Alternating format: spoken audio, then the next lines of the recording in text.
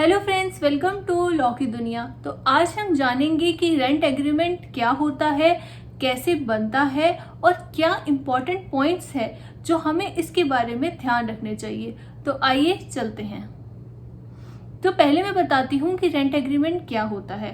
Rent agreement एक लिखित समझौता होता है किराएदार और मकान मालिक के बीच में, और इस लिखित समझौते से दोनों का ही फायदा होता है।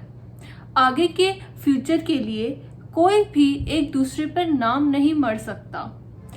सब कुछ लिखित में होता है, सारी कंडीशंस, जैसे कि क्या ठीक करवाना है, कैसे मेंटेनेंस होगी, अगर कुछ टूट गया तो उसका कौन खर्चा देगा, और किराया कितना बढ़ेगा, कब तक किराया देना पड़ेगा, क्या लिमिटेशंस है किराया देने की, क्या यूटिलिटीज है जो एक किराएदार को मिलेंगी मकान मालिक से, और बहुत कुछ। तो आइए जानते हैं इसके बारे में। तो मैं आपको ये बता दूं कि हैंड रिटन नोट्स अवेलेबल है लॉ सब्जेक्ट्स के। यहाँ पे आप मुझे मेल कर सकते हो सैंपल देखने के लिए, या फिर आप मुझे इंस्टाग्राम या फेसबुक पर फॉलो करके डीएम कर सकते हो। बहुत ही रीजनेबल प्राइस पे है, होल सिलेबस। तो आइए आगे चलते हैं। पहले तो मैं ये बता दूं कि जब भी आप किसी को भी किराए पर रखते हैं तो उसका पुलिस वेरिफिकेशन जरूर करवाइए, क्योंकि वो सेक्शन 144 ऑफ सीआरपीसी के तहत एक जरूरी काम है। जब भी आप रेंट एग्रीमेंट बनाते हो तब आपको कुछ पॉइंट्स का ध्यान रखना पड़ेगा, जैसे कि आपका जो साइन है वो क्लियरली होने चाहिए, आपके भी और आपके किराएदार के भी। साथ ही साथ आपके जो फोटो है वो लगी होनी चाहिए, जो एड्रेस है वो प्रॉपरली लिखा होना चाहिए, ड्यूरेशन लिखी होनी चाहिए कि किस से किस समय तक आप जो है किराएदार को रख रहे हो, और साथ ही साथ क्या सिक्योरिटी डिपॉजिट है जो आप उनसे ले रहे हो। और साथ ही साथ आपको ये भी मेंशन करना पड़ेगा कि आप कब कब अपना रेंट बढ़ा सकते हो। आप साल में एक ही बारी अपना रेंट बढ़ा सकते हो 10%। तो आपको ये भी मेंशन करना पड़ेगा कि कितना जो है किराया बढ़ेगा साल के बाद। जब भी आप रेंट एग्रीमेंट बनाए तो एक नोटरी वकील से आप उसको बनवाइए। 100 रुपए के स्टैम्प पेपर पर ही आपको बनाना चाहिए। साथ ही साथ ध्यान रखिएगा कि 11 महीने का ही रेंट एग्रीमेंट बनता है, क्योंकि रेंट एग्रीमेंट रजिस्टर कराने जरूरी होते हैं, पर अगर वो 1 साल के हों तो ही। इसलिए हमेशा रेंट एग्रीमेंट 11 महीने के बनते हैं, लेकिन रजिस्टर कराना ही बेहतर होगा। तो अगर आप इलेक्ट्रिसिटी बिल या वाटर बिल जो है इंक्लूड नहीं कर रहे हैं रेंट में, तो आप उसके बारे में भी लिखिए कि कैसे वो आप अपने किराएदार से लेंगे, कब कब लेंगे, ये भी आप उस पर ज़रूर मेंशन करिएगा क्लियरली। साथ ही आप ज़रूर अपने किराएदार के बैकग्राउंड के वेरिफिकेशन करा लीजिएगा, क्योंकि आज के टाइम पे बहुत फ्रॉड हो रहे हैं। तो ये आपको वेरिफिकेशन खुद भी एक बार जाके कर लेनी चाहिए, जो कि बहुत ज़रूरी है। साथ ही साथ आप एक रेंट एग्रीमेंट इसलिए भी बहुत ज़रूरी हो जाता है आज के टाइम पे, क्योंकि आपको टैक्स में भी बेनिफिट मिलता है उससे। साथ ही साथ आप उसको गैस, इलेक्ट्रिसिटी वगैरह जब आप करवाने जाते हो कनेक्शन, तो उसमें भी ये खासियत ज़रूरी हो जाता है रेंट एग्रीमेंट लगाने। अब हम देखेंगे कि क्या पॉइंट्स है जो हम कंसिडर करेंगे जब हम एक रेंट एग्रीमेंट बनाएंगे। आइए चलते हैं। एक बात का खासियत ध्यान रखना ज़रूरी है कि हम जब भी अपने किराएदार को निकालना चाहते हैं, खाली करवाना चाहते हैं हम उनसे मकान, तो हमें उनको 30 दिन का नोटिस देना पड़ेगा।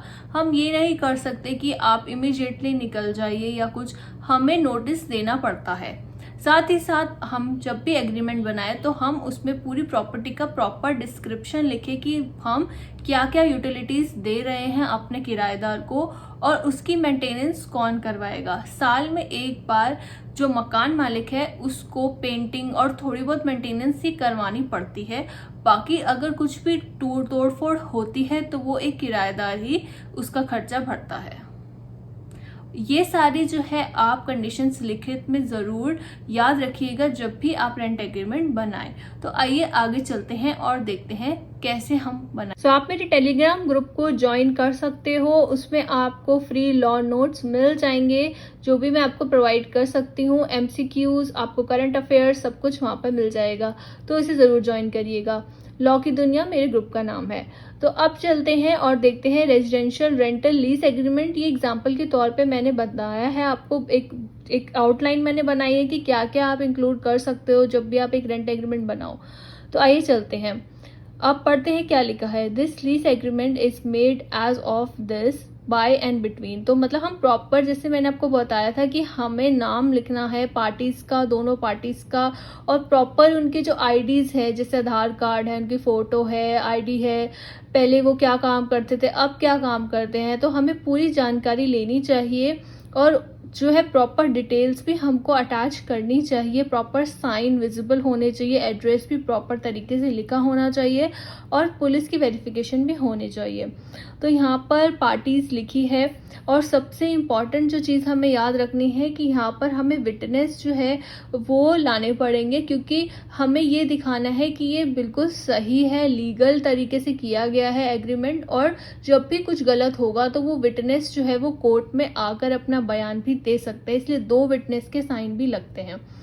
अब नेक्स्ट पॉइंट में है प्रीमाइसेस के बारे में। इसमें लिखा हुआ है कि लोकेशन क्या है, तो हम प्रॉपर लिखेंगे कि लोकेशन क्या है, प्रॉपर्टी की डिस्क्रिप्शन प्रॉपर देंगे, हम कहाँ पर है, क्या क्या रूम्स हैं जो दिए गए हैं, कैसे यूज़ करने के लिए दिए हैं, सब कुछ। Agreement to lease, landlord agreed मतलब मकान मालिक, टू लीज टू टेनेंट मतलब किराएदार, and tenant agrees to lease from landlord मतलब कि दोनों राजी हैं और कुछ भी इलीगल या जोर ज़बरदस्ती से नहीं हुआ, जो भी काम हुआ है वो लीगल है, हमें यहाँ पे मेंशन ज़रूर करना पड़ेगा। फिर लिखेंगे term, the agreement will be for term beginning from मतलब प्रॉपर, इसमें प्रॉपर टर्म लिखेंगे 11 महीनों का, यहाँ पर टेन्योर लिखेंगे, क्योंकि अगर हम 12 महीने का लिखेंगे तो हमें उसको अलग से हमें रजिस्ट्री भी करानी पड़ेगी फिर उसकी रेंट एग्रीमेंट की। नेक्स्ट है rent, tenant will pay landlord this, proper हम लिखेंगे रेंट कब किस तारीख को मिल जाना चाहिए, उसके बाद क्या पेनल्टी लगेगी अगर लेट रेंट जो है वो देते हैं टेनेंट जो है लैंडलॉर्ड को, तो इसलिए प्रॉपर लिखा होना चाहिए, पहले ही क्लियर कर देना चाहिए कि कब तक उनको रेंट चाहिए, कितना चाहिए। ऑल्सो अगर इलेक्ट्रिसिटी बिल है या फिर कुछ और बिल है जो इंक्लूड करना है, वो भी हम लिखेंगे कि वो सारा भी आपको बिल इंक्लूड करके अपने जो लैंडलॉर्ड हैं उनको देना है। फिर है गारंटी, जो है गारंटी कितने की सिक्योरिटी डिपॉजिट जो है वो रखने के लिए अग्रीड हुए हैं लैंडलॉर्ड, और वो जो है अगर जल्दी चले जाते हैं जो सेड पीरियड है एग्रीमेंट का, उससे अगर वो जल्दी चले जाते हैं टेनेंट, तो वो जब्त कर लिया जाएगा सिक्योरिटी डिपॉजिट, वो वापस नहीं दिया जाएगा। और उसके बाद भी अगर कोई कंडीशंस और है जो अग्रीड हुई है तो वो भी यहाँ पर लिखवा सकते हैं जो भी एग्रीमेंट है उसमें। ऑल्सो अगर लेट फीस होती है, अगर वो नहीं पे कर पाते तो क्या फीस जो है वो लगेगी, वो भी हम ज़रूर यहाँ पर मेंशन कर देंगे। यूटिलिटीज़ क्या क्या जो है आपको बेड या फिर आपको कूलर क्या क्या प्रोवाइड करके दे रहे हैं लैंडलॉर्ड, वो भी यहाँ पर लिखा होना चाहिए, और उसकी कंडीशन सही होनी चाहिए। उसमें कोई फॉल्ट आता है तो वो किसकी जिम्मेदारी होगी, वो भी इस एग्रीमेंट पर क्लियरली लिखा होना चाहिए।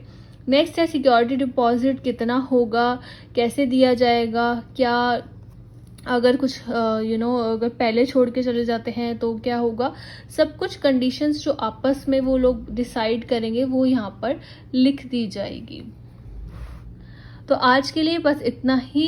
Keep following and do subscribe to my channel. और भी बहुत सारी लॉ से रिलेटेड वीडियोस है, जैसे कि बेल है, एफिडेविट, बहुत चीज़ें मैंने आपको सिखाई है, तो अगर आपने वो नहीं देखी तो इस चैनल के प्लेलिस्ट में ज़रूर चेक कर लीजिएगा। Thanks for watching.